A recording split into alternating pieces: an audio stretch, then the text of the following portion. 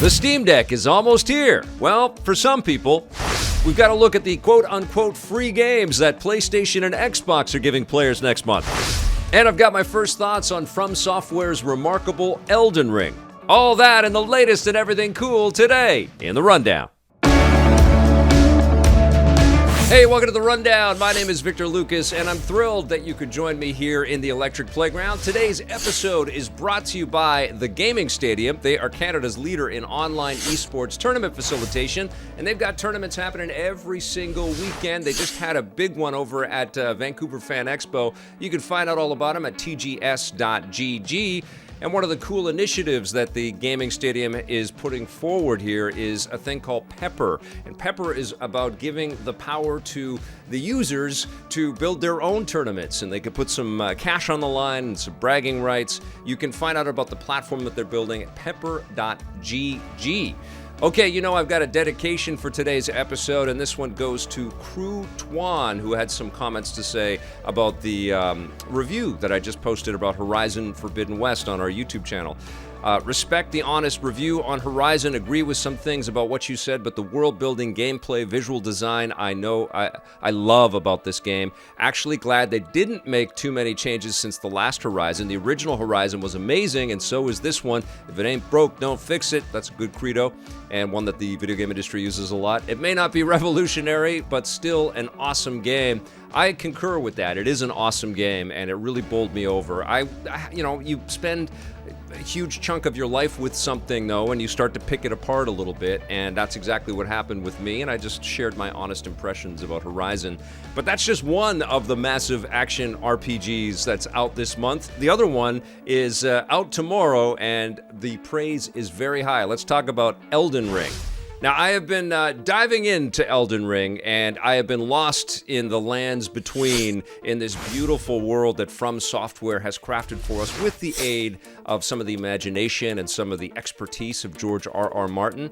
And yes, this game does pull liberally from all of the experience and technological know-how that From has had with the Soulsborne genre that they essentially crafted and created and has now been reinterpreted by many other studios out there and influenced many other studios out there. So yes, this is a game that is filled with massive bosses and tons of action and a lot of tension and a lot of death, because it's a difficult game, and it's a game that's really engineered to help you learn the secrets of the enemies that you're going to face, learn their the weaponry that they're going to come at you with, the magical powers that they're going to come at you with, try to decipher their moveset, and then you have to, like rock, paper, scissors, pick the best strategy. It's not just running into battle with your sword waving all around. You have to be very strategic about the attacks that you put out there and when you use them, and you learn from every single encounter in this experience. It's a massive game, and one of the major improvements with Elden Ring, as we all know, is that it's an open world experience. And so you get to traverse this great landscape that is absolutely beautifully realized. It's very gray and, not super welcoming at first, but then of course you start to recognize the details and the stuff that looms in the shadows and all of the underground areas and stuff that you can get into, because it does hearken and stick close to a lot of the modeling that we would see in a Dark Souls type of experience. You will go into dungeons and you will face hordes of enemies and then get into boss battles, and then you'll erupt out of that area and you'll be in a vast open world landscape again. And it's just absolutely mesmerizing. Right from the get-go, you're into something special. This is kind of the early stages of the game. I played it on PlayStation 5. This is PlayStation 5 footage, and I played it on the PC, and I've been playing a little bit on the Steam Deck as well. But here you start off in Limgrave. You see this glowing tree in the distance, and the trees are very, very important. You have to find these golden seeds along the way from these golden trees that will allow you to level up and power up and give your character a lot more ammunition for the hordes of enemies that you're going to face. And of course, you're also going to be facing all kinds of and confronting all kinds of individuals across the landscape that will help to embellish the lore and tell you a little bit about the story of the world. And and give you some clues and some ideas about where you're going to go. But this is a game that is filled with mystery. It doesn't hold your hand in any sense of the imagination, and there is a great deal of imagination in this game. It really sort of expects you to rise to the occasion and figure stuff out. Figure out the combat, figure out the the skill tree and the powers that you want to enhance as you progress into the story, but also figure out the right mission directive and stuff as well. So you constantly have to figure out what your strategy is going to be. And of course, you're going to encounter all of these golden trees along the way. Some will be smaller. I just picked up a golden seed, and it's that currency that allows you to spend it in the game, and you level up. You're finding these points of grace, which are incredibly important in the game. These are basically your checkpoints, and you can fast travel to them at any time. You don't have to go to them, unlike Horizon, where you have to go to the bonfires and travel between the bonfires. There, you can just, from any point in the map, you can travel to the Lost Grace, and that comes in handy because at each of these stations, you're going to encounter different people. You might find these maidens that give you direction. One of the first ones that you meet is going to give you the ring to call a horse up, this magical horse up, and you're going to be able to cruise around. You also pick that up again. You also have some magical flasks that you can augment and fill up with basically health potion or magic potion, and you can use the currency that you pick up. I forget what they're called. Runes. You use the runes to spend on enhancing these flasks, and then you can also decide where you want to put the refills in what direction. So you can choose to have more refills in health or more refills in magic fill-ups, or you can balance it out a little bit more because you are going to need your magic powers. And it's interesting because right out of the gate with Elden Ring, you get a bunch of different character classes that you can choose to play as. I chose to be a samurai on the PC and Steam Deck, and I'm an astrologist, I think, sort of a magic wielder on the PlayStation 5. And that's the other beautiful thing about this thing. It's not just one character that you're going through. Whatever class you choose, you're going to have different attributes and abilities, and the game is going to play a little bit differently. You're going to buff up differently. And of course, there's all kinds of customization, all kinds of weaponry and armors and things that you're going to, armor pieces that you're going to pick up along the way. But I think what everybody really understands about From Software and Miyazaki-san's kind of, creative choices, that you're also going to battle monstrosities. That's my machine, my iMac that's streaming, slowing down. That's not off the PlayStation 5. But you're going to encounter massive bosses and creatures, and sometimes they're just massive giants that are just, roaming around in this vast open world that you're cruising through. So sometimes it has nothing to do with entering a space. Sometimes you're just, a big giant boss will just jump out off of a ledge and come and thrash you. And so you have to have a little bit of humility when you play the game, because you died is going to be a big part of it. And of course, early on in the game, you come across this giant javelin-wielding boss that will come at you whether you're on horseback or not. And of course, I don't have the horse at this point, so I'm trying to dodge roll out of the way from this guy with incredible reach and this massive, javelin axe and magic power. Oh, and I had magic powers, but I shot at the shield and it bounced back and got me. So it's merciless. It's absolutely ruthless, this game. But every time you die and start again, you learn a little bit, and you dodge roll a little quicker, or you counter or parry with the right kind of intention, and you are able to chip away. And it does feel incredible when you start to take down some of these massive enemies that have just been kicking your ass for so long. And of course, other elements in the gameplay are a huge component of this. There isn't too much online kind of structure yet because it hasn't launched. And I don't know if this was a AI-driven player versus player encounter. It probably was, but this PvP, red opponent just magically appeared as I was cruising across the countryside here, and it kicked my ass when I was playing in this melee-style combat with my other character on the PC. But now as a magic wielder, I can be back from the battle and just take some magic shots at this character, and I was able to kind of chip away at it, and I took it down, which felt incredible. And of course, every time you beat one of these underscored enemies, not one of the generic baddies or monsters or creatures that you're going to meet along the way. When there's an actual battle that you have to endure, you are rewarded with, necklaces or weaponry or, a new spell that you have to learn. It's really, really cool. I'm trying to draw out how much I'm talking here to show you that I actually beat this character. You can see, look at me, I kicked ass. I beat this red dude. Very angry at him. He's dead. I'm still trying to hit him.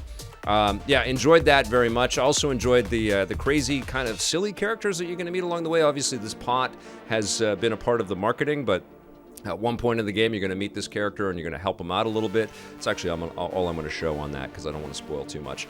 This is all early days kind of footage. I'm about, 6 hours in on the PC, and I've played another 5 or 6 hours on the PlayStation 5. And I'm bouncing back and forth. I'm going to play some more now, though, on the PC a little bit later. So if you're watching this on YouTube, you should follow our Twitch channel, twitch.tv/EPN, because not only do we do the rundowns live and we talk about all the latest news there, but we also play lots of cool stuff under the EPN Plays banner. And today, after this rundown, I'll be playing some Elden Ring with everybody. And so you're also going to be encountering little enemy bases, and sometimes they will be protected, like this dog creature that got in my way. I was able to take it out after getting my ass kicked for a little bit. And then you can enter into these different enemy encampments, which kind of feel a little bit like you're going into an Assassin's Creed mission in a way, but obviously through the Souls kind of interface. But you can do a little bit of stealth kind of infiltration.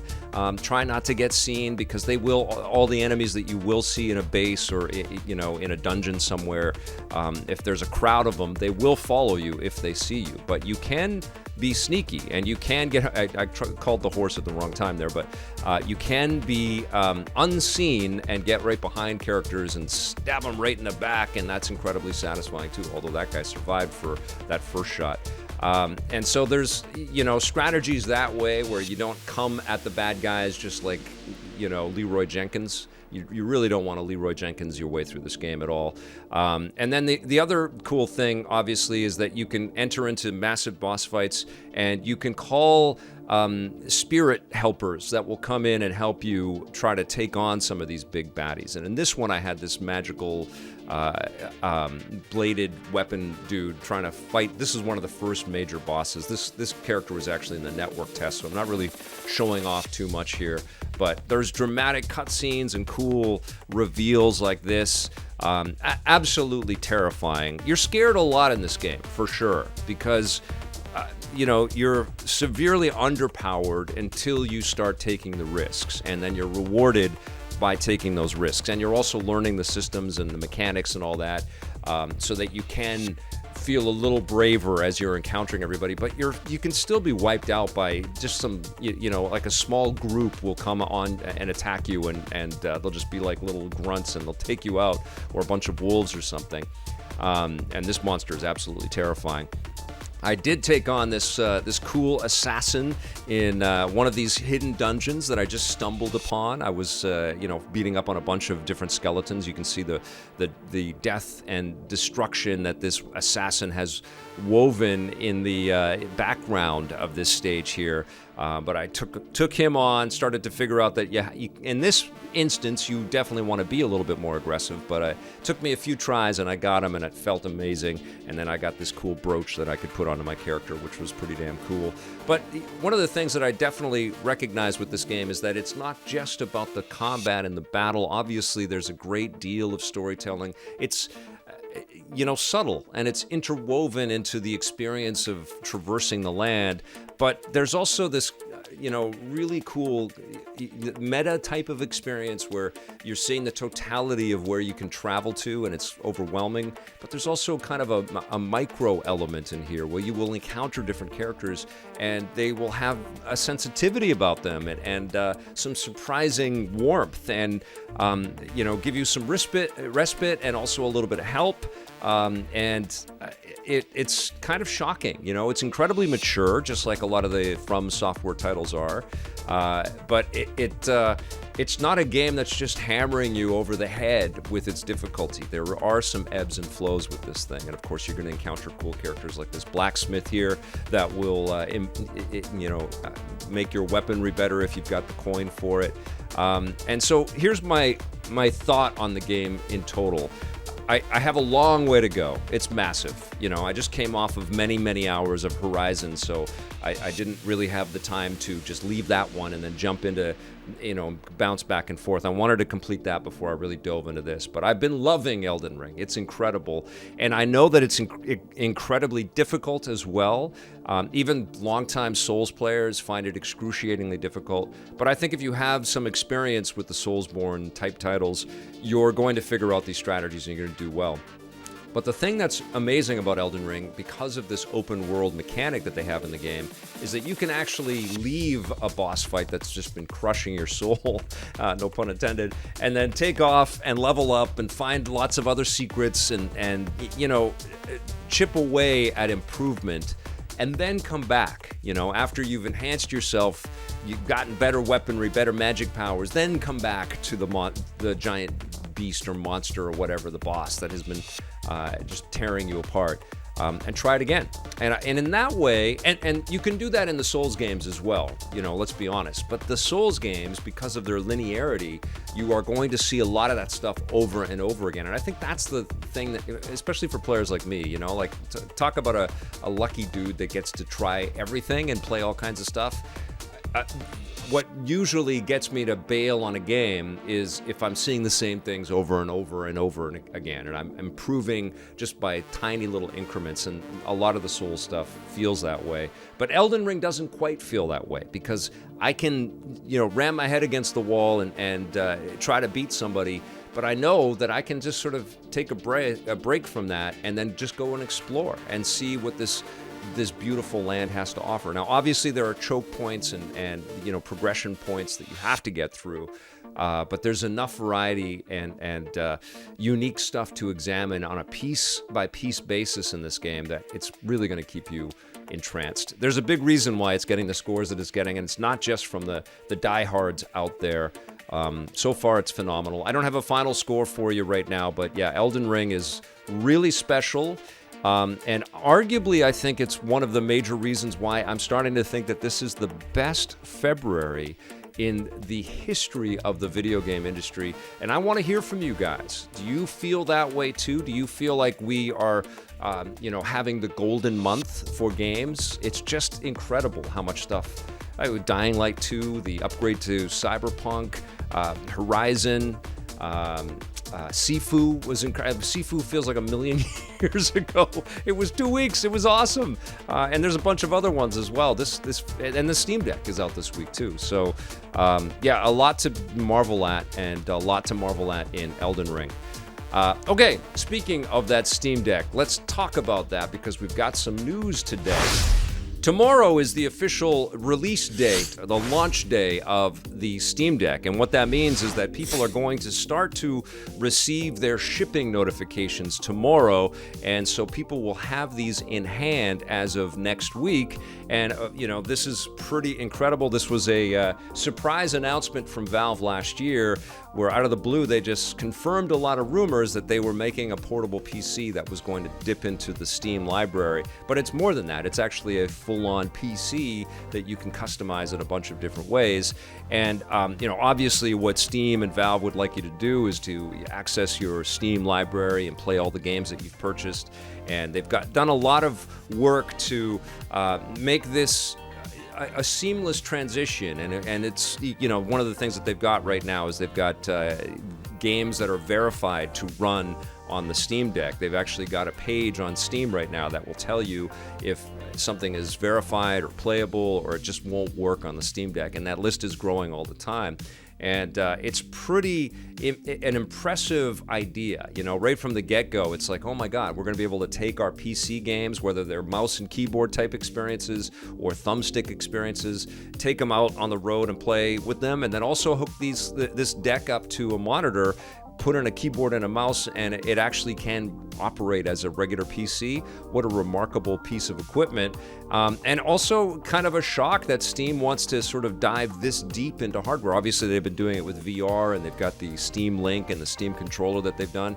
But this feels different. This feels like a massive bet in a way, but I think it's also a bet with a lot of education. And certainly they are taking notes from what Nintendo has been able to do with the Switch, I think, as a lot of players are out there. And there are competitors to the Steam Deck in PC form and in form factor, handheld PCs out there.